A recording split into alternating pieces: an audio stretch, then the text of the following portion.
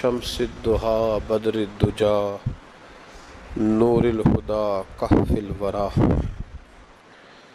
मंबाइल जूद वल अता अम्मा बाद आऊज़ु बिल्लाहि मिनश शैतानिर रजीम बिस्मिल्लाहिर रहमानिर रहीम वत्तखिज़ू मिन मकाम इब्राहीम मुसल्ला सदक़ल्लाहुल अज़ीम व सदक़ रसूलुहुन नबियुल करीम इन्नल्लाह व मलाइकतहु युसल्लूना अलन नबी या अय्युहल्लज़ीना आमनू सल्लू अलैहि व सल्लिमू तस्लीमा अल्लाहुम्मा सल्लि अला सय्यिदिना व मौलाना मुहम्मदिन मअदनिल जूद वल करम व आलिहि व सहबिहि व बारिक व सल्लिम।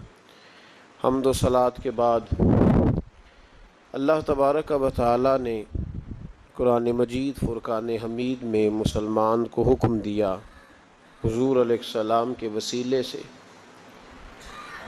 फरमाया कि जहाँ जिस जगह खड़े होके हज़रत इब्राहीम अलैहिस्सलाम बैतुल्लाह शरीफ की तामीर करते रहे, एक पत्थर था जो आज भी बैतुल्लाह शरीफ में महफूज है, उसको मकाम इब्राहीम कहा जाता है। वहाँ हज़रत इब्राहीम अलैहिस्सलाम के मुक़द्दस कदमों के निशानात भी आज मौजूद हैं। फरमाया इस तरह करें वत्तखिज़ू मिन मकाम इब्राहीम मुसल्ला, ए महबूब अपने ग़ुलामों से फ़रमाएँ कि इब्राहीम के खड़े होने की जगह को अपने लिए मुसल्ला बना लें, वहाँ नमाज पढ़ा करें। उस जगह पे सूरह बकरा की आयत नंबर 125 है। यहाँ अगर आज कोई शख्स कोने में से कहता कि जहाँ अल्लाह के नबियों के कदम लगे वहाँ नमाज पढ़नी चाहिए, तो लोग परेशान हो जाते। मैंने देखा है लोगों की संजीदगी को ठेस पहुँचती, ये आप क्या कह रहे हैं। लेकिन खुला हुक्म, ये बहुत बड़ी बात है। अगर आप इस पे थोड़ी देर गौर करें, बहुत ही बड़ी बात कि फरमाया जहाँ मेरे नबी के कदम लगे वत्तखिज़ू मिन मकाम इब्राहीम मुसल्ला, तुम उस जगह नमाज पढ़ा करो। हज़रत उतबान बिन मालिक रदी अल्लाह ताला अन्हु ने भी कहा था, सही मुस्लिम है, अर्ज़ की या रसूल अल्लाह सल्लल्लाहु अलैहि वसल्लम कभी मेरे घर भी तशरीफ़ लाएं। तो हुज़ूर अलैहिस्सलाम तशरीफ़ लेकर के गए, फरमाया बता क्या करूं। अर्ज़ की हुजूर किसी जगह 2 रखते पढ़ दें, मैं जब तक ज़िंदा रहूँगा वहाँ नमाज ही पढ़ता रहूँगा। सारी ज़मीन पे नमाज होती है कि नहीं, तो उस कोने में पढ़ने की क्या ज़रूरत है, क्या ज़रूरत। आज म्यूज़ियम बनाने का शौक़ पूरी दुनिया पे है कि म्यूज़ियम होने चाहिए, अजायब घर होने चाहिए। किसी की तलवार, किसी के ज़िरा, किसी के घोड़े पर लगा हुआ जो है वो ज़ीन लोगों ने रखा हुआ है, कजावा रखा हुआ है। लोगों ने मुख्तलिफ चीज़ें संभाल के रखी हैं, पर हमारी समझ में नहीं आता कि हज़रत हलीमा सादिया के मकान से लोगों को क्या इख्तलाफ है। ये बात समझ में नहीं आती कि रसूलुल्लाह सल्लल्लाहु अलैहि वसल्लम ने जिस कुएं से पानी पिया उस पर पाबंदी लगाने का क्या मतलब है। नबी पाक सल्लल्लाहु ताला अलैहि वसल्लम जिस दरख्त के साए में बैठते रहे, उन दरख्तों से लोगों को बचाने का क्या मतलब है। ओ भाई, जिस जगह हज़रत सैयदना इब्राहीम के कदम लगे वहाँ अगर नमाज पढ़ना अल्लाह का हुक्म हो सकता है, तो जिन दीवारों पे मेरे नबी का पसीना लगे, मस्जिद नबी की जिन दीवारों पे हुजूर के दस्ते मुबारक लगे, उस जगह आप कोई बरकत ही कोई नहीं, उसमें तबर्रुक ही कोई नहीं। इतना खुश्क दीन, अल्लाह जानता है मस्जिद में बैठा हूँ, पाकीज़ा सा माहौल है, हम तो नरम बात के कायल हैं। लेकिन यहाँ तो हमें कोई समझा दे, यहाँ कोई हमें समझा दे, या फिर हमसे समझ ले। 2 ही बातें हैं, यहाँ हमें समझा दे, को नहीं समझ आई आपको, या हमें समझा दे या फिर हमसे आके समझ ले। भाई कुछ तो करो ना भाई, ये क्या बात है, क्या झगड़ा है। کہ کسی شخص کا باتھ روم کی طرف منہ ہے تو اسے منع نہیں کرتا، اور اگر اس کا منہ گنبد خضرا کی طرف ہے تو بتا نا بات کیا ہے، ہمیں سمجھا، یا ہمیں سمجھا دے یا پھر ہم سے سمجھ لے۔ کہتے کوئی تبرک نہیں، کوئی برکت نہیں۔ نبی پاک کا ہاتھ لگا، حضور یہاں بیٹھے، اللہ کے نبی نے یہاں آرام کیا، کوئی برکت نہیں۔ سورہ یوسف آیت نمبر 92 اور 93۔ اللہ تعالیٰ آپ کو توفیق دے تو قرآن مجید کھول لیں، گھر جا کے کھول کے دیکھیں تو صحیح بھائی۔ اللہ تبارک و تعالیٰ کے نبیوں کا طریقہ، کوئی برکت نہیں جی، کوئی شے نہیں، کوئی بات چیت نہیں۔ قرآن مجید کی سورہ یوسف اور اس کی آیت نمبر 93۔ حضرت یوسف علیہ السلام کے بھائیوں نے کہا کہ سمجھ تو آ گئی ہے ہمیں کہ ہم نے زیادتی کی، ظلم کیا، اب کرنا کیا ہے؟ تو جناب یوسف کہنے لگے کچھ بھی نہیں کرنا، جاؤ تمہیں معاف کیا، معافی مل گئی۔ انہوں نے کہا کہ ہمیں تو معافی مل گئی، تو ابا جی تو رو رو کے ان کی بصارت کم ہو گئی آنکھوں کی۔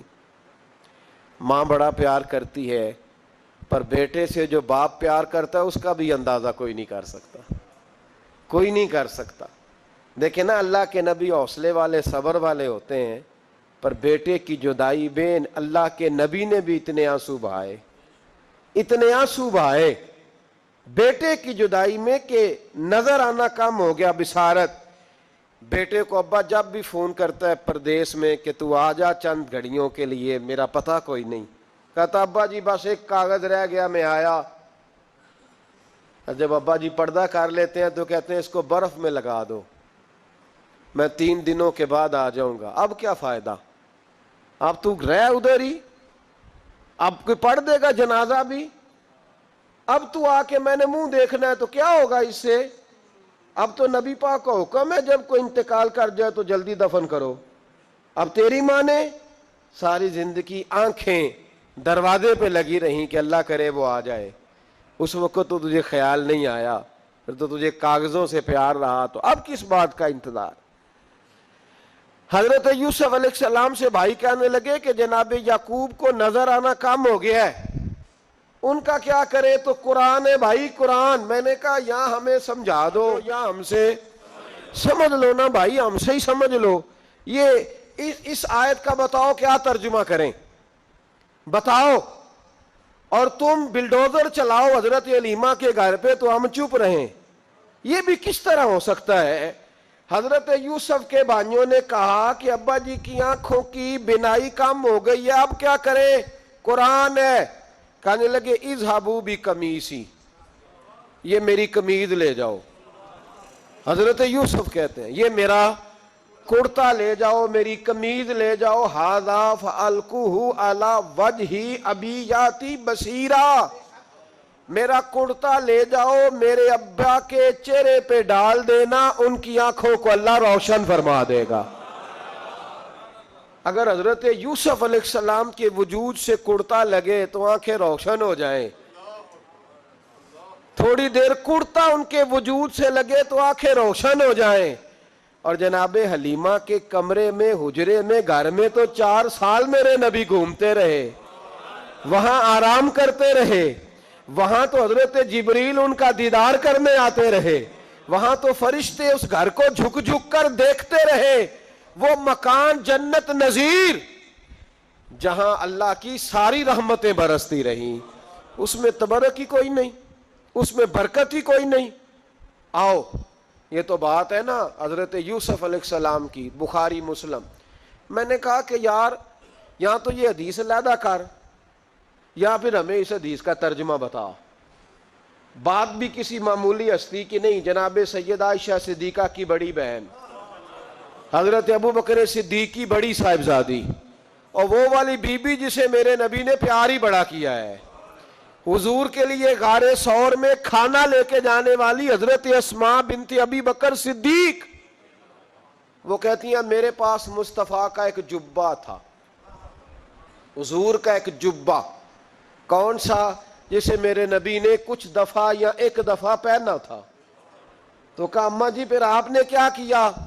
تو حضرت جناب سیدہ اسماء بنت ابی بکر صدیق کہنے لگی وہ تھا حضرت عائشہ کے پاس، جب وہ بیمار رہنے لگی تو میں نے کہا شاہ یہ خزانہ بڑا قیمتی ہے، مجھے نہیں دے دیتی؟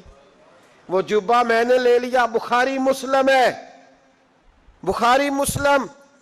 تو حضرت جناب سیدہ اسماء بنت ابی بکر صدیق سے لوگوں نے پوچھا اماں جی آپ کیا کرتی ہیں؟ فرماتی ہیں جس بیمار کو کہیں سے شفا نہیں ملتی لوگ اسے میرے پاس لاتے، میں اس جبے کا ایک کونا پکڑ کے پانی کے پیالے میں ڈبوتی، پھر وہ پانی بیمار کو پلاتی تو اللہ اسے ہر بیماری سے شفا عطا فرما دیتا، اللہ اسے ہر بیماری سے۔ میرے اعلی حضرت فرمانے لگے لا ورب العرش، جس کو جو ملا ان سے ملا، قسم اٹھا کے کہتے ہیں لا ورب العرش، جس کو جو ملا ان سے ملا۔ بٹتی ہے کونین میں نعمت رسول اللہ کی، بٹتی ہے کونین میں نعمت رسول اللہ کی، اور سورج الٹے پاؤں پلٹے، چاند اشارے سے ہو چاک، اندھے نجدی دیکھ لے قدرت رسول اللہ کی، اندھے نجدی دیکھ لے قدرت رسول اللہ کی صلی اللہ ہو۔ یار ہم کیا کریں، ہم کدھر جائیں؟ تو خطبہ پڑھتا ہے وہاں بیٹھ کر کے یہ ادھر نہ جاؤ کوئی برکت نہیں، معافی برکت، ادھر ہم کیا کریں؟ اچھا یہ تو بات تھی نا شفا کی۔ حضرت سہل بن سعد رضی اللہ تعالیٰ، یہ بھی بخاری ہے، یہ بھی بخاری ہے۔ حضرت سہل بن سعد کہتے ہیں ایک بی بی حضور کی بارگاہ میں آئی، اس نے آ کے حضور کی خدمت عالی مرتبت میں عرض کی حضور میں جب بھی آتی ہوں کرتا یہی پہنا ہوتا ہے آپ نے، یا رسول اللہ صلی اللہ علیہ وسلم، اور اس کو تو اتنے پیوند لگے ہیں کہ گنے نہیں جاتے، تو حضور اگر اجازت دے تو ایک کرتا نہ بنوا لوں آپ کے لیے؟ تو حضور نے فرمایا بنوا لے۔ وہ بی بی کرتا بنوا کے لائی، اس نے بڑی محبت سے بنایا۔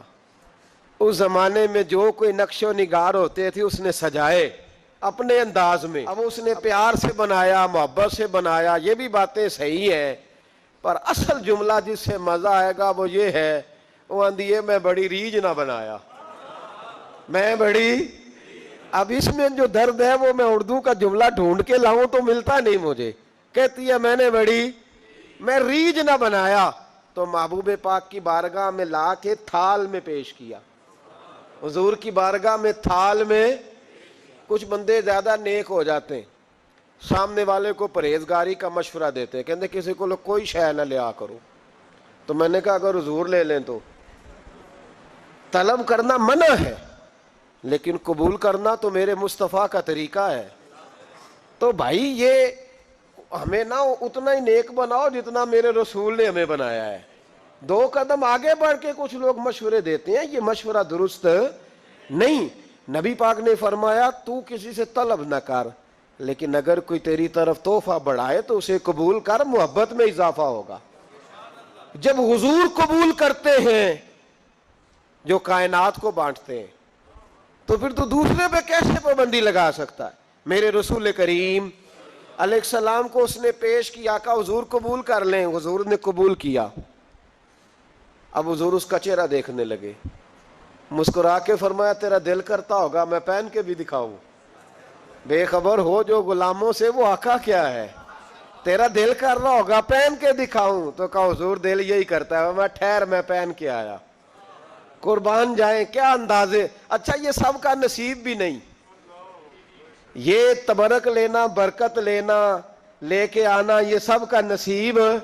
آدم چشتی کئی دفعہ بڑی بڑی بات کر جایا کرتے تھے، کہنے لگے ایسا کوئی محبوب کہیں ہوگا نہ کہیں ہے، بیٹھا ہے چٹائی پہ مگر عرش نشیں ہے، اور کہنے لگے ایسے ہی لوگ کہتے ہیں میں مدینے نہیں گیا، میں حاضری نہیں دیتا، میں درود نہیں پڑھتا، کہنے لگے ہر ایک کو میسر کہاں اس در کی غلامی، ہر ایک کو میسر کہاں اس در کی غلامی، اس در کا تو دربان بھی جبریل امی ہے، ہر ایک کو میسر کہاں، بھائی تو ایسے ہی کہہ رہا ہے میں گیا نہیں، ہر ایک کو میسر کہاں اس در کی غلامی، اس در کا تو دربان بھی۔ ایک جگہ کہنے لگے تمہارے رخسار کی تجلی تجلی نور سرمدی ہے، یہ مہر و ماں کی ضیا نہیں ہے، تمہارے چہرے کی روشنی ہے، وہ جلوائے ذات ذات حق سے جو سب سے پہلے جدا ہوا تھا، وہی بنا کشور رسالت۔ یہ چار سو جس کی روشنی ہے، جو ہم بشر ہیں تو وہ بشر کیوں، جو وہ بشر ہیں تو ہم بشر کیوں، یہ راز ہے ایک، اسے وہ سمجھے جسے حقیقت سے آشنی، جسے حقیقت سے آگہی ہے۔ اور پھر اعظم چشتی کہنے لگے زمانہ حیران کہ ایک بشر لامقام پہ پہنچا تو کیسے پہنچا، زمانہ حیران ایک بشر لامقام پہ پہنچا تو کیسے پہنچا، میں محو حیرت ہوں کہ عرش کی جہاں زمین پہ کس طرح رہ رہی ہے، میں محو حیرت ہوں کہ عرش کی جہاں زمین پہ کیسے رہ رہی ہے۔ تو بھائی نبی کریم علیہ السلام نے کہا تو ٹھہر میں پہن کے آیا، حضور اندر تشریف لے گئے، تھوڑی دیر کے بعد پہن کے آئے۔ اس خاتون کو اتنی خوشی ہوئی کہ اس کی آنکھوں میں آنسو ہی آ گئے، کہنے لگی دیکھو میرا نصیب میں بنا کے لائی ہوں، مصطفیٰ نے قبول فرمایا ہے۔ بڑی راضی ہوئی، چلی گئی۔ حضرت سہل بن سعد کہتے ہیں قریب ایک صحابی کھڑے تھے، اور شارحین نے لکھا ہے معمولی آدمی نہیں، حضرت عبد الرحمن ابن عوف تھے، صحابہ میں سب سے امیر آدمی۔ اللہ اکبر، ذرا لطف دیکھیے گا۔ کہتے ہیں وہ قریب کھڑے تھے، جب حضور نے پہنا نا تو تعریفیں کرنے لگے، کہنے لگے سونیا کمال ہی ہو گئی ہے، محبوب کیا بات ہے، حضور اس کے بنانے کی محبت کی بھی کیا ہی بات ہے، پر جو اللہ نے رنگ روپ آپ کو عطا فرمایا اس کی بھی کیا ہی بات ہے، یا رسول اللہ اتنا پیارا لگ رہا ہے، اتنا پیارا۔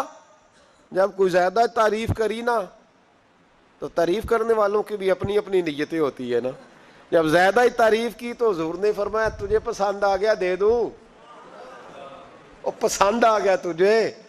کچھ بندے سیانے ہوتے ہیں، پتا ہوتا ہے جو مرضی پہ آکھے دھیان ہی نہیں کرتا، جنہ مرضی تعریف کرو وہ کہتے تو لگا رہو مجھے پتا ہے تو کی پیار ہے، تو کہا پسند آ گیا ہے یا رسول اللہ بڑا، تو فرمایا چاہیے، کہا حضور مہربانی ہو جائے تو کیا ہی بات ہے۔ سرکار اندر گئے، وہ پرانا کرتا دوبارہ پہنا، اور میرے رسول پاک علیہ السلام نے اس کرتے کو اتارا، بخاری پڑھ رہا ہوں، اور نبی پاک نے لا کے دیا، فرمایا چل یار وہ بھی راضی ہو گئی یا تو بھی راضی ہو جا، چل دونوں ہی راضی ہو جائیں، وہ بھی راضی ہو کے گئی تو بھی راضی ہو کے جا۔ اس کو دیا، حضور چلے گئے، صحابہ بعد میں اس صحابی کے پیچھے کہنے لگے یار تو تگڑا بندہ ہے، تجھے ضرورت ہی نہیں تھی، اور حضور علیہ السلام نے بڑی مشکل سے قبول کیا۔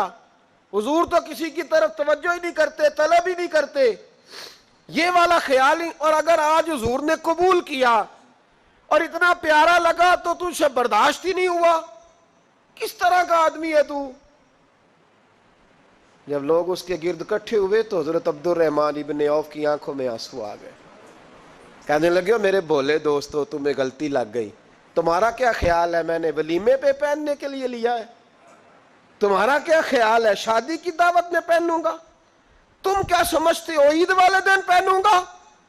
اور گویا اپنی داڑھی کو پکڑ لیا، کہنے لگے دیکھو بال سفید ہو رہے ہیں، پھل پک رہا ہے، گناہگار بڑا ہوں، اگرچہ بدر میں بھی گیا ہوں، احد میں بھی تلوار اٹھائی ہے، مال بھی دیا ہے، ہر جگہ گیا ہوں، پر کسی عمل پر بھروسہ نہیں، یہ کرتا حضور کے جسم سے لگ گیا ہے، اب اسے سنبھال کے رکھوں گا، اور مرتے وقت وصیت کروں گا گھر والوں کو کہ جب میں مروں نا تو اس کرتے میں مجھے کفن پہنا دے، مجھے امید ہے جب حضور کا کرتا پہن کے قبر میں جاؤں گا تو رب کے فرشتے مجھ پر عذاب نہیں دیں گے بلکہ بغیر حساب کتاب جنت عطا فرما دیں گے۔ حضرت یوسف کا کرتا تو شفا دیتا ہے نا، اور میرے محبوب کا کرتا دوزخ سے بچا کے جنت عطا کرتا ہے۔ یہ صحابہ کا عقیدہ ہے۔ کس کا عقیدہ ہے؟ بول کے بتائیں، کیا کریں اس حدیث کا؟ اس میں برکت ہے کہ نہیں؟ کوئی بندہ کہہ دے کہ بیرے روما پہ کیوں جاتے ہو، وہاں تو کوئی برکت نہیں، گارے 100 روپے کیا لینے گئے؟ بھئی تھوڑی دیر کے لیے جو کرتا حضرت یوسف علیہ السلام کے وجود سے لگے اس میں تو برکت ہے، اور جس غار میں 3 دن حضور بیٹھے رہے برکت ہے کہ نہیں؟ مولوی ساری انرجی اتھے لا چھڑن لگا ہے، امت کو لڑاتا ہے، اختلاف کراتا ہے۔ جہاں جا کے پیار ملنا چاہیے تھا، جہاں جا کے پیار، ایک شخص کو میرے سامنے کہہ رہا ہے تو شرک کر رہا ہے، میں کہ بیچارہ 3-4 لاکھ روپیہ لا کے تے شرک کرنا ہے، یہ مشرک تھا جو یہاں آ گیا ہے۔ کچھ سوچ سمجھ کے بات کرو، تم سے مسلمان تو آج تک ہوا نہیں، اور ہر وقت 15-20 لاکھ آدمی ایک جمعے میں مشرک کر دیتے ہو۔ یہ بیت اللہ میں حج کرنے آیا مشرک تھا ہے؟ اتنا بڑا فتویٰ، اتنی بڑی تقسیم امت کی۔ یہ بوڑھا بابا جو رو رہا ہے روزہ رسول کے سامنے، اس کو مشرک کہہ دیا تم نے۔ یہ بوڑھی اماں جس سے چلا نہیں جاتا، کمیٹیاں ڈال ڈال کے مدینے آئی، اور تم نے کہہ دیا کہ مشرک ہے، تو حضور کے دروازے پہ روتی ہے۔ اتنا بڑا ظلم۔ یاد رکھو، اگر صحابہ حضور کے کرتے کا دھون پیئیں تو انہیں شفا ملے تو شرک نہیں ہوتا، بلکہ بریلی کے امام کہتے ہیں جس کے تلووں کا دھون ہے آب حیات، کہتے ہیں ہمیشہ کی شفا ملے گی، آب حیات، موت ہی نہیں آئے گی۔ جس کے تلووں کا دھون ہے آب حیات، ہے وہ جانے مسیحا ہمارا نبی۔ اور فرمانے لگے جس کی 2 بوند ہے کوثر و سلسبیل، 2 بوند مل جائے نا حضور کے تو اتنی بڑی نہر بنتی ہے جس طرح کوثر کی نہر ہو، اور چلتا سلسبیل کہتے ہیں جو چلتا رہے۔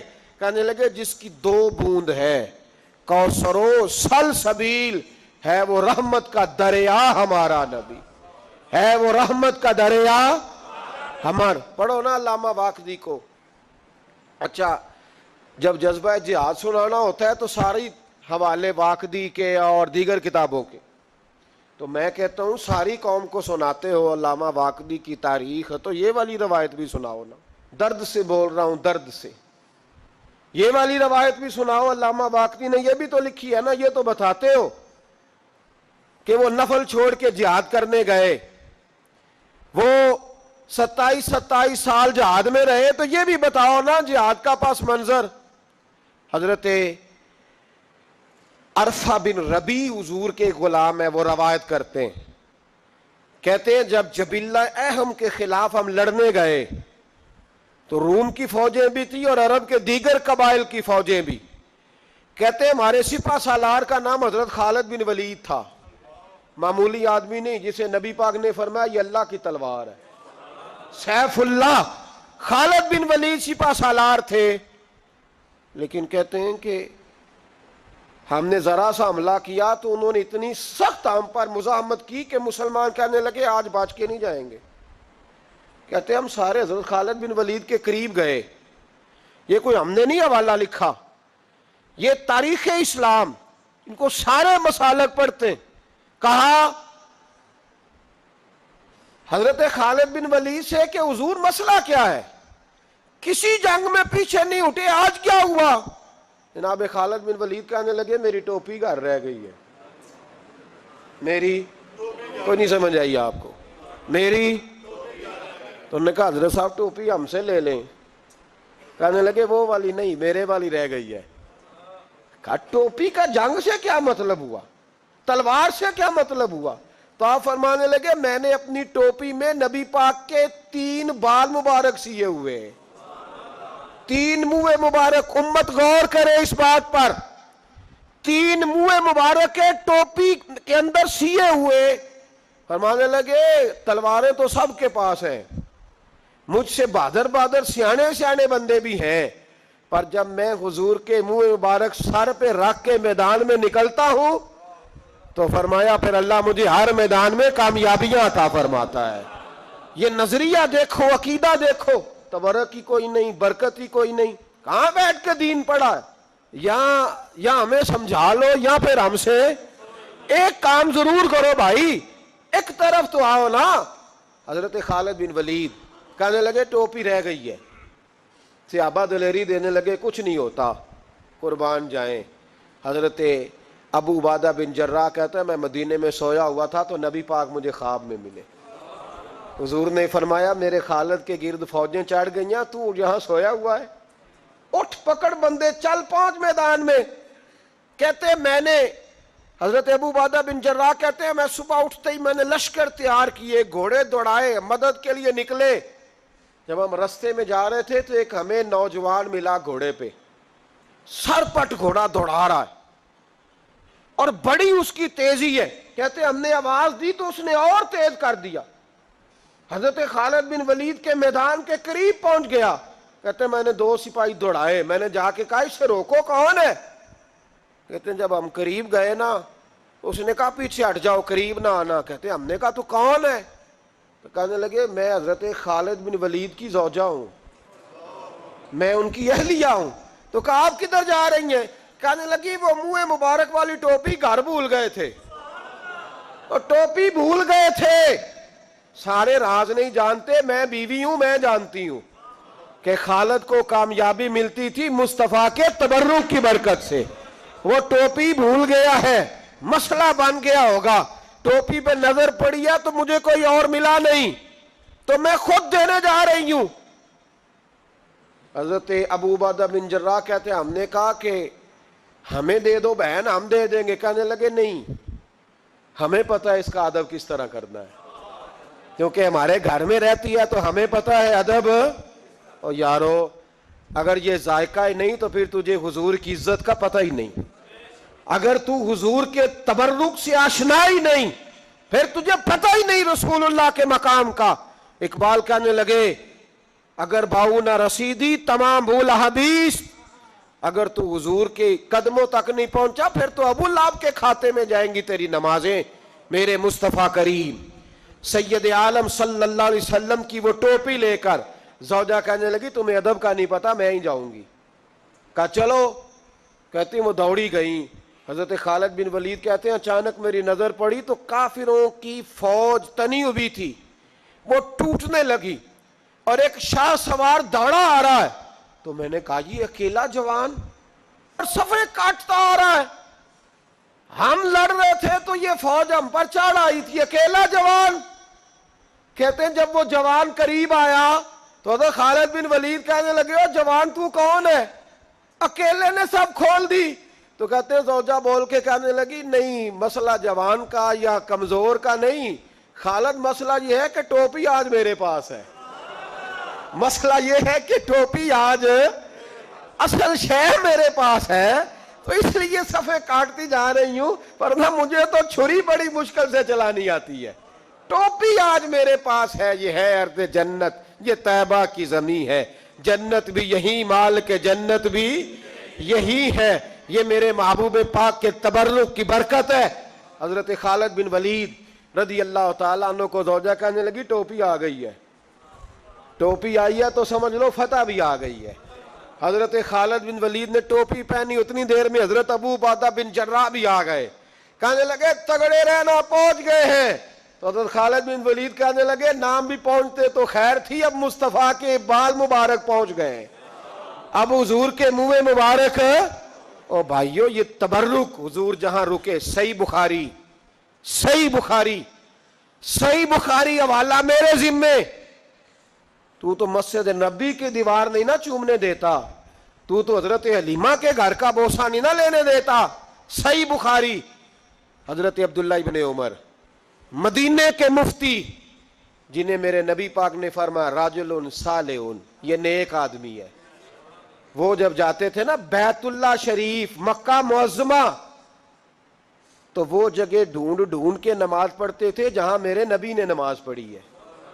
سارا بیت اللہ حرم نہیں، لیکن وہ جگہ ڈھونڈ ڈھونڈ کے جہاں میرے رسول نے نماز پڑھی ہے، حضور نے جہاں نماز پڑھی۔ بھائیو اگر حضور علیہ السلام کے قدموں کی مٹی سے پیار ہوگا تبھی تو مصطفیٰ سے ہوگا، لیکن یہاں یہ ظلم ہے امت کے ساتھ، یہ زیادتی ہے۔ میں کہتا ہوں کہ یہاں ہمیں بتاؤ ان حدیثوں کا کیا ترجمہ کریں، قرآن مجید کی ان آیات کا کیا ترجمہ۔ حضرت ام سلمہ حضور کی زوجہ ہیں، بخاری مسلم، ان کے پاس حضور کا ایک بال مبارک تھا، چاندی کی ڈبیا میں بند کر کے رکھا ہوا تھا، جو لا علاج مریض ہوتا وہ حضرت ام سلمہ کے پاس لایا جاتا، وہ کہتی پیالے میں تھوڑا پانی لاؤ، پیالے میں پانی آتا تو وہ منہ مبارک کو پیالے میں ذرا بھگو دیتی، کہتی لو پی لو، اللہ شفا عطا کر دے گا۔ لا الہ حضرت انس بن مالک 10 سال حضور کی نوکری کی. لوگ پوچھتے انس کیا کمایا ہے؟ کہنے لگے جو کمایا ہے وہ صندوق میں بند کر کے رکھا ہے. 10 سال نوکری کی نبی پاک, جو کمایا بند کر کے. انتقال کا وقت آیا تو حضرت ثابت بنانی کو بلایا, آپ کے شاگرد تھے. کہنے لگے جب بکسا کھول کے لا. کھول کے لائے تو ایک ڈبیا نکلی, فرمایا اسے بھی کھول. جب اسے بھی کھولا ایک منہ مبارک نکلا. کل زندگی کی کمائی, نبی پاک کا اقبال مبارک. کہا اس کا کیا کرنا ہے؟ فرمانے لگے جب مر جاؤں نا غسل دے کے تو میری منہ کھول کے زبان کے نیچے رکھ دینا. حضور اس کا کیا فائدہ؟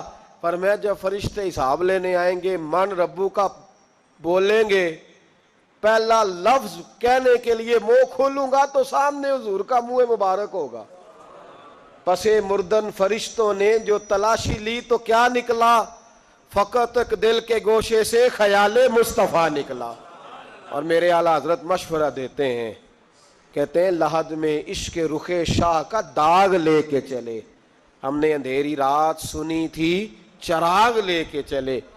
حضور کے تبع اس پر سینکڑوں دلائل ہیں, سینکڑوں, اس پر 20 متواتر اور صحیح حدیثیں, لیکن لوگ ظلم کرتے ہیں, زیادتی کرتے ہیں. نبی پاک دیکھیں نا, ہمارے کسی نوجوان کو آج میں کہوں نا ایم اے بی ایڈ کو کہ وہ کسی آدمی نے سالن میں تھوک دیا ہے, کہے گا نہیں میں نے کھانا ہی نہیں. ہمارے بچے اس کو لوگ نفاست سمجھتے ہیں, حالانکہ بزرگوں کے جھوٹے میں شفا ہوتی ہے. امام راضی فرمایا کرتے تھے کسی نیک کا جھوٹا کھا, اللہ تیرے حافظے کو مضبوط کر دے گا. لیکن ان چونکہ سب تو نیک اسی ہاں, ساڈا کھائے جنہیں کھانا ہے, اسی کھلی کسے دا کھائیے.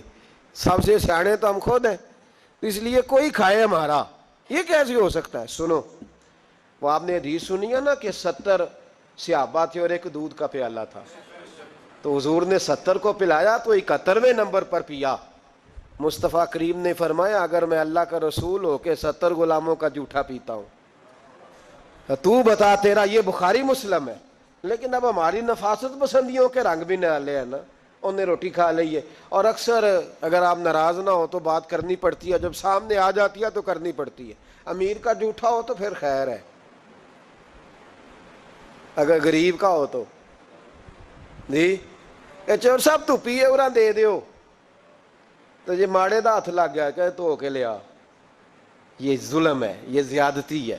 اس کا مطلب ہے نفاستیں بھی اب دولتوں سے آئیں گی, دولت سے آئے گی. معاذ اللہ. بہرحال عنوان نہیں, حضرت جابر بن عبداللہ رضی اللہ تعالی عنہ, بخاری مسلم ہے, کہتے ہیں جب خندق کی جنگ ہو رہی تھی نا, غربت بڑی تھی, قحط بڑا تھا, صحابہ پریشان تھے, 2-2 3-3 پتھر پیٹ پہ باندھے ہوئے.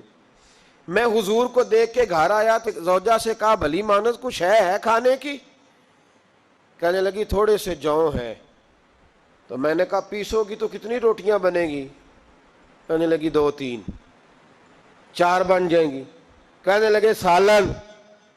تو زوجہ کہنے لگی اگر وہ بکری کا بچہ ذبح کرو تو 3-4 بندوں کا سالن بھی بن جائے گا. کہتے میں نے اسے ذبح کیا, بیوی سے کہا تو جاؤ پیس. کہتے میں نبی کریم کی بارگاہ میں حاضر ہوا صلی اللہ علیہ وسلم, حضور کی خدمت میں. زوجہ کہنے لگی کان میں کہنا حضور کے سارے نہ آئے. جس طرح لیڈروں کے کھانے اندر ہوتے ہیں علیحدہ, اور جو نعرے لگا رہے ہوتے ہیں نا سویر سے انہیں ڈبہ ملتا ہے, لیکن وہ پھر بھی نعرے لگاتے ہی رہتے ہیں. مجھ پہ الزام لگنے لگا ہے کہ آپ سیاست دانوں کو ہر جمعے میں رگڑا دیتے ہیں. تو میں کہ انہوں نے صحیح کار چھوڑو پھر اسی مڑ جانے ہیں, انہوں کو سیانے ہو جائیں. یہ سیانے نہیں ہو رہے تو ہمیں بات کرنے کی بھی اجازت نہیں. شعر کہہ دیتا ہوں کہ ہم آہ بھی کرتے ہیں تو ہو جاتے ہیں بدنام, وہ قتل بھی کر دے تو چرچا نہیں ہوتا. انہوں نے نہ کدے پوچھے آجے سانو یا کہہ دے چوپ رہو. لیکن بھائی یہ اس منبر کا تقاضا ہے, میرے امام اعظم کا فتویٰ ہے, جو عالمی حالات سے باخبر نہ ہو وہ جمعے کا خطبہ نہ دے. وہ جو رٹی رٹائی باتیں ہم سے نہیں ہوتی, اس لیے کہ جلال بادشاہی ہو یا جمہوری تماشا ہو, جدا ہو دین سیاست سے تو رہ جاتی ہے چنگیزی. حق بات انشاءاللہ ہو رہی ہے اور ہوتی رہے گی. وہ بات صاف ستھری ہے. اگر کوئی بات ایسی ہوگی تو وہ بات اگر غوث پاک اپنے خطبہ جمعہ کے اندر کہہ سکتے ہیں کہ میں ظالموں کو حکمران نہیں بننے دوں گا، تو ہم تو ان کے نوکر ہیں نا. پھر ہم قادری کیسے ہوئے اگر غوث پاک کے طریقے پہ عمل ہی نہ کریں تو. اس لیے مہربانی کرے ہمیں کوئی شخص ایسا مشورہ نہ دے. بلکہ کئی دفعہ ظلم ہوتا ہے، جب کوئی مشورہ دیتا ہے تو عورتیں دونوں دل کرتا ہے. اس لیے مہربانی کریں ایسی کوئی مشاورت نہ کریں. بالکل جو غلط بات کرے گا اس پہ ہم بولیں گے، اور آہستہ آہستہ نہیں، کھل کھلا کے بولیں گے. بالکل بولیں گے. اس لیے کہ اللہ نے زبان دی ہے، وہ کسی وڈیرے کے قدموں میں بیٹھنے کے لیے نہیں دی، وہ رسول اللہ کے ترانے پڑھنے کے لیے دی ہے.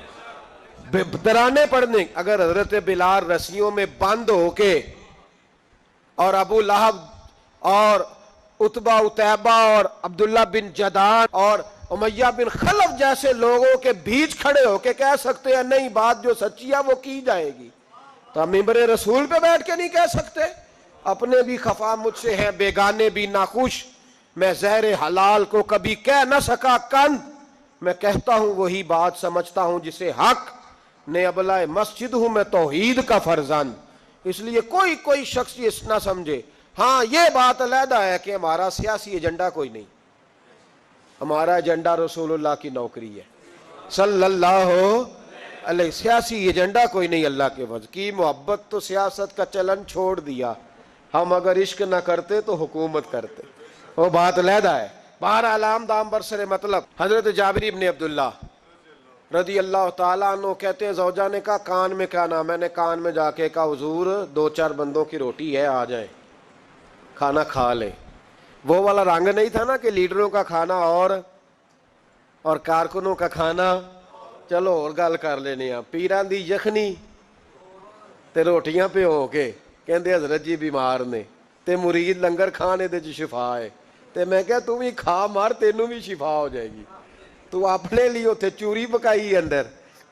یہ رنگ وہاں نہیں تھا. میرے نبی پاک سید عالم صلی اللہ تعالی علیہ وسلم کے کان میں کہا حضور 4-5 بندوں کی روٹی ہے. حضور باہر نکلے خندق سے، باہر نکل کے فرمایا چلو بھئی سارے، جابر نے کھانا پکایا ہمارا. حضرت جابر کہتے ہیں میں نے دوڑ لگائی گھر آ گیا، اور میں نے کہا تجھے تیری مار ہوئے، حضور تو 1000 سے زیادہ بندہ لے کے آ رہے. تو کہتی تو نے کہا نہیں تھا نبی پاک سے 4-5 بندوں کا ہے. حضرت جابر کی زوجہ کا عقیدہ سنو. کہنے لگے میں نے تو کان میں کہا تھا، دوسرے نے سنا بھی نہیں، وہ تو حضور نے کہا سارے چلو. تو کہتے زوجہ مجھے تسلی دینے لگی، کہنے لگی بس پھر جو نبی آ رہے ہیں وہ انتظام بھی کرائیں گے، جو آ رہے ہیں وہ انتظام بھی کرائیں گے. کیا کہا مولانا حسن رضا نے، قلم توڑ دیے. کہنے لگے آج جو عیب کسی پر نہیں کھلنے دیتے، آج جو عیب کسی پر نہیں کھلنے دیتے، ارے کب وہ چاہیں گے میری حشر میں رسوائی ہو. دل میں ہو یاد تیری کوچائے تنہائی ہو، پھر تو خلوت میں عجب انجمن آرائی ہو. کہتے حضور آئے 1000 سے زیادہ کا لشکر لے کے، اور مجھے فرمانے لگے روٹیاں نہ پکانا، پہلے آٹا میرے پاس لاؤ، اور چولہے سے کھانا نہ اتارنا، مجھے لے جاؤ. کہتے ہیں میں نے سالن بھی پیش کیا، روٹیاں بھی. حضور نے تھوڑا سا لواب دہن آٹے میں ڈال دیا، لواب دہن، تھوڑا سا لواب دہن ہنڈیا میں ڈال دیا. فرمایا اب نکالتے جاؤ اور کھاتے جاؤ، میرا جھوٹا ہو گیا، اب نکالتے جاؤ.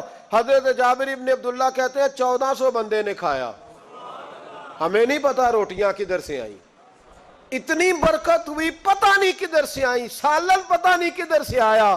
کہتے ہیں سارے سیر ہو کے کھا لیا. تو فرمایا چلو بھی جاؤ جا کے کام کرو. مجھے فرمانے لگے اب تو بھی کھا، آ جا بچے بھی بلا. کہتے سب نے کھایا. حضور اٹھ کے جانے لگے تو فرمایا ذرا روٹیاں دیکھ، پہلے زیادہ تھی کہ اب زیادہ ہے، ذرا دیکھنا سالن پہلے زیادہ تھا کہ اب زیادہ ہے. تو میں نے کہا نہیں حضور پہلے سے زیادہ ہے. میرے محبوب کے تبرک میں اتنی برکت ہے. تو حضور کے وجود سے جو چیز لگ جائے تو اسے قیمتی نہیں سمجھتا. کہاں بیٹھ کے دین پڑھا ہے؟ یہاں ہمیں سمجھا لے، یہاں پھر آ ہم تجھے سمجھائیں. آ صحیح تینوں سمجھائیے، تو صحیح کر کے سمجھائیے. ان لوگوں کو گمراہ کرتے ہو، اتنا غلط نظریہ، اس قدر غلط میں نا غار ثور پہ چڑھنے لگا تو مجھے وہاں ایک نیچے صاحب مل گئے, کہنے لگے اتنے کی لین چلے ہو. میں کہا تینوں اسی اتھوں میں نہیں پوچھ کے آیا جدو کرو آئے ہیں, اتھوں میں نہیں تینوں پوچھنا بے لیا, تو غلط فہمی دا شکار ہے. کہنے لگا وہ تو حضور تو کام سے گئے تھے, اب آپ کو کیا کام ہے؟ میں کہ ایسے لئے ٹائم نہیں تیرے نہ گل کرن دا, اس واسطے کہ سانوں تے غار ثور پہ یاد ہوندی ہے. واپس آ گئے, عام آدمی تھا, خیر وہ کہیں سے آیا ہوا تھا, اردو بولتا تھا. تو میں ایک عمرہ کرنے کے لیے جارانہ سے واپس آیا تو طواف ہم کر رہے تھے, وہ بھی مجھے نظر آ گیا دوڑتا ہوا. میں انہوں باز مار لی, میں کیا حضرت حاضرہ تے پانیاں سے دوڑیا سان تے تو کا تو چھالا ماری پھر دے او پیا ہی کولر تے جا پی رام کر جا کے. کہندے نہیں انہاں دی ادا تے ادا کرنی ہے. تو میں کہ اگر تو حضرت حاجرہ دی ادا کرنی تے اسی حضرت ابو بکر صدیق دی ادا کرنی. عجیب آدمی ہے بھائی تو, عجیب بات ہے. لوگوں کا فلسفہ اپنا اپنا, اور پھر پکڑے ہم کہ اس بندے کو جو جواب نہ دے سکے. ایسا نہ کرو, یہ زیادتی ہے. امت کو اکٹھا کرو, اتفاق. یہ مجھ سے سوال کئی جمعے سے ہو رہا تھا. میں اصل میں نا ان موضوعات کو چھیڑتا نہیں, میری طبیعت اور ہے. لیکن کوئی بندہ یہ نہ سمجھے کہ ہمیں جواب نہیں آتا.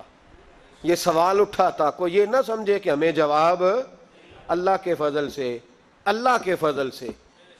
یہ قرآن مجید پڑھا ہے, یہ مسجد ہے, یہ جمعے کا دن ہے. ہم بات صرف وہ کرتے ہیں جس میں ضمیر اجازت دیتا ہے. اس لیے کہ سدا تو نہیں نہ رہنا, پتہ نہیں صبح اٹھ سو کے اٹھنا ہے کہ نہیں اٹھنا, تو قوم کو گمراہ کر کے دین کے نام پہ جانا کدھر ہے. اس لیے بھائی خیال ہوتا ہے کہ تم لوگوں کو خراب نہ کرو. ہم تو چاہتے ہیں امت اکٹھی ہو جائے, لیکن یہ ظلم کرتے ہو جب چھیڑو گے کسی کو تو پھر تو اس کا حق بنتا ہے نا وہ بولے. تو چھیڑا جاتا ہے. تھوڑے دن ہوئے حضرت حلیمہ سعدیہ کا سارا گھر گرا دیا, بلڈوزر چلا دیا. کہنے لگے یہاں لوگ آتے ہیں تو شرک ہوتا ہے. اور میں نے کہا جہاں اللہ کریم نے توحید پھیلانے کے لیے رسول کو بھیجا, 4 سال جہاں نبی پاک رہے, وہاں کیسے شرک ہو سکتا ہے؟ کس طرح کی تو بات کرتا ہے. بہرحال جہاں میرے نبی پاک بیٹھ جائیں وہ جگہ برکت والی ہو جاتی ہے. اس جگہ کو چومنا مسلمان کا ایمان ہے, اس جگہ پہ سجدہ کرنا مسلمان کا ایمان ہے, اس جگہ بیٹھ کے تبرک حاصل کرنا یہ مسلمان کا. میں تو پہلی دفعہ ریاض الجنت میں داخل ہوا تو میرے ساتھی کہنے لگے کیا ہوا؟ میں کہا ادھر آؤ, لوکاں نو اگے جا کے ملنی, سانو ایتھے ہی لب گئی جے روضہ تم من ریاض الجنہ. 12 حدیث لکھی ہے, حضور نے فرمایا جو یہاں آ گیا وہ جنت میں آ گیا. یہ ہے ارض جنت, یہ طیبہ کی زمین ہے, جنت بھی یہی, مال کے جنت بھی یہی ہے. ایک بات اور کرنی ہے, بڑی ضروری ہے, میری بھی اور آپ کی بھی ذمہ داری ہے, اس کو بھی ضرور کرنا چاہتا ہوں. سن لیں, محمود غزنوی نا گزر رہے تھے, یہ آپ نے نا میری طرف دیکھنا ہے, یہ بات سنتے ادھر دیکھو, خاص اہم مسئلہ ہے, اس پر بڑا ضروری ہے آپ کا متوجہ رہنا. محمود غزنوی کہتے ہیں میرے دل میں خیال آیا کرتا تھا ہمیشہ کہ میں واقعی سبکتگین بادشاہ کا بیٹا ہوں یا معاذ اللہ میرا باپ کوئی اور ہے. اور ایک خیال مجھے آتا تھا کہ قیامت واقعی قائم ہوگی, شک رہتا. اور تیسرا میرے دل میں خیال آتا تھا کہ یہ مولوی بیچارے کمزور سے ہوتے ہیں, تو حدیث پاک میں آتا ہے کہ علماء نبیوں کے وارث ہیں. تو یہ واقعی حدیث سچی ہے یا مولویوں نے اپنی شان کے لیے بنا لی ہے؟ کہتے شک تھے 3, میں کہتا نہیں تھا کسی سے, پر دل میں رہتے تھے. تو ایک دن میں ہندوستان کی ایک گلی سے گزر رہا تھا, تو دین کا ایک طالب علم نے ایک کونے میں بیٹھ کے, تھڑے پہ پھٹے پہ بیٹھ کے نا سبق یاد کر رہا تھا. اسے جب سبق بھول جاتا نا, تو ایک ہندو کھتری کی دکان تھی, اس کے اندر چراغ جل رہا تھا اور ایک چھوٹا سا روشن دان تھا, اینٹ نکلی ہوئی تھی, وہاں سے نا ایک کرن باہر آ رہی تھی روشنی کی. تو وہ طالب علم جب سبق بھول جاتا تو کتاب روشنی کے آگے کرتا, عبارت دیکھتا, پھر کونے میں جا کے یاد کرتا. محمود کہتے ہیں مجھے بچے کا ذوق بڑا اچھا لگا, میں نے اسے بلایا, میں نے کہا بچے تم لالٹین کیوں نہیں خریدتے؟ تو کہنے لگا میں یتیم ہوں اور رسول اللہ کا دین پڑھنا میرا شوق ہے, مدرسے میں پڑھتا ہوں پر غربت ہے, لالٹین نہیں. کہتے ہیں میں نے اسے تھپکی بھی دی اور لالٹین بھی دی. میں نے اسے کہا 2 سپاہیوں کی ڈیوٹی لگائی, جب تیل ختم ہو جائے تم نے تیل پہنچانا ہے. محمود کہتے ہیں زندگی میں بڑی نیکیاں کی تھی, اور جتنا سکون آج ملا پہلے کبھی نہیں ملا تھا. کہتے ہیں عشاء کی نماز پڑھی تو دل میرا ٹھنڈا ٹھنڈا ٹھار، پھولوں کی سیج پہ میں سویا. کہتے ہیں آج تو میرے نصیب ہی جاگ گئے، نصیب ہی جاگ گئے. کہتے ہیں سارا شہر ایسے جیسے پھولوں کی طرح مہک رہا ہے. کہتے ہیں میں کیا دیکھتا ہوں کہ خواب میں میرے رسول تشریف لے آئے. خواب میری وچ ماہی آیا تے میں گل وچ پا لئیاں باواں تے ڈر دی ماری اکھ بھی نہ کھولاں کتے پھر وچھڑ نہ جاواں. اور کسی شخص نے کہا تھا چیر ہویا مینو ترلے لیندیاں کدی موڑ میرے ول واگاں. خواب میری وچ ایک وار جے آویں میں ساری عمر نہ جاگاں. کہتے ہیں حضور آئے خواب میں، ایک جملہ حضور نے کہا، ایک جملہ نبی پاک صلی اللہ علیہ وسلم نے کہا ایک، اور میرے تینوں سوالوں کے جواب دے دیے. ذرا دل کے کانوں سے سننا. کہتے ہیں محبوب فرمانے لگے او سبکتگین کے بیٹے، تو نے آج میرے ایک وارث کی خدمت کی ہے، میں قیامت کے دن تیری سفارش کروں گا. کہتے ہیں مجھے سمجھ آ گئی کہ میں سبکتگین کا بیٹا ہوں، مجھے سمجھ آ گئی کہ قیامت قائم ہوگی، مجھے سمجھ آ گئی کہ علماء نبیوں کے وارث ہیں. 101 حافظ شہید ہو گیا. 101 پھول جیسے بچے. اور جب اتحادی فوج کا، افغان اور امریکی فوج کا جب بم گرا نا تو حافظوں کے ہاتھوں میں سندیں تھیں اور ان پر لکھا تھا کہ انہوں نے قرآن پورا پڑھ لیا.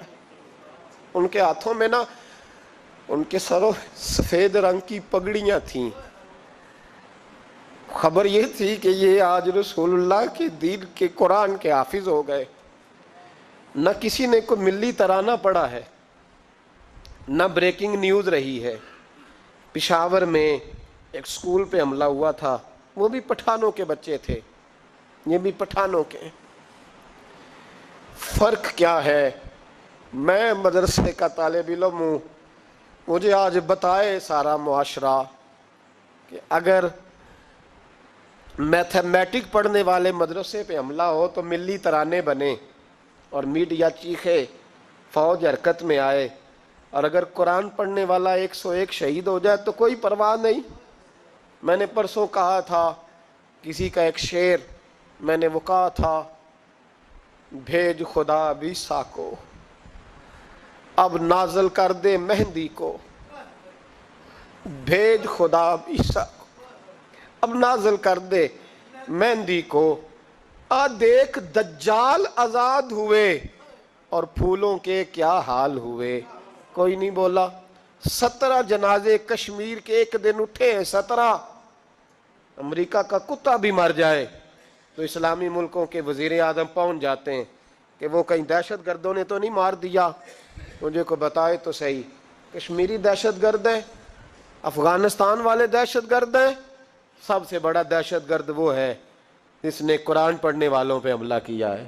اور مجھے شکوہ ہے اپنے میڈیا سے بھی، مجھے شکوہ ہے ان سب اداروں سے جو اس کو، ہم نے بڑا احتجاج کیا تھا، تڑپ کر بولے تھے ہم جب بچوں پہ حملہ ہوا. میری ریکارڈنگ آپ اٹھا کے دیکھیں، اتنی سخت تقریر شاید ہم نے کبھی نہ کی ہو. لیکن حافظ اگر کٹ جائیں تو کوئی پرواہ نہیں، حافظ اگر کٹ جائیں تو کوئی پرواہ نہیں. یہ بچے ہمارے پاس قرآن مجید یاد کرتے ہیں، ہم سے کوئی پوچھے ان کا درد کیا ہے، ہم سے کوئی پوچھے ان کی تکلیف کیا ہے. وہ حافظ جتنے 4 سال لگا کے ایک ٹانگ پہ بیٹھ کے پورا قرآن یاد کیا، ایک ٹانگ پہ، اور جس دن اس کا مکمل ہوا تم نے بمب سے اس کی بوٹیاں بکھیر دیں. امریکہ ٹوٹنے والا ہے، لیکن ہمیں اس کے ٹوٹنے سے زیادہ افسوس نہیں، ہمیں ان پہ زیادہ افسوس ہے جو ظالم اس کے اتحادی بنے ہوئے ہیں، جو مسلمان کہلا کے اس کے اتحادی بنے ہوئے ہیں. تم نے رسول اللہ کو منہ دکھانا ہے. یاد رکھنا یہ طالب علم میرے نبی کے دین کے وارث ہیں. حضور نے فرمایا ہے 70 آدمی ساری رات کھڑے رہ کے عبادت کریں، ایک عالم عشاء پڑھ کے سوئے، فجر کے وقت اٹھے، پھر بھی اللہ رسول کی نظر میں عالم کی زیادہ قدر ہے. امریکہ کو خدشہ ہے علماء سے، وہ ڈرتا ہے رسول اللہ کا نام لینے والوں سے، لیکن ہم انہیں بتائیں گے. میں نے تہیہ کیا ہے، میں ایک چھوٹا آدمی ہوں، پر میں نے تہیہ کیا ذاتی طور پر کہ اگر ہم 40 بچوں کو قرآن مجید یاد کراتے تھے تو اب ہم 100 بچوں کو کرائیں گے. جو 100 کو کراتا تھا اب 200 کو کرائے گا انشاءاللہ تعالی. ان ایک ایک بچوں کی شہادت کے عوض ہم سینکڑوں بچوں کو قرآن مجید یاد کرائیں گے اور تمہیں بتائیں گے یہ مصطفیٰ کا دین ہے. اسلام کی فطرت میں قدرت نے لچک دی ہے، اتنا ہی یہ ابھرے گا جتنا کہ دبا دو گے. یہ مدارس پہلے بھی حکومتیں نہیں چلاتی، یہ رسول اللہ کے نوکر چلاتے ہیں، اور انشاءاللہ یہ چلتے رہیں گے، یہ مہکتے رہیں گے، یہ پھولتے رہیں گے، اور یہی چراغ جلے گا تو روشنی ہوگی. آخر دعوانا ان الحمدللہ.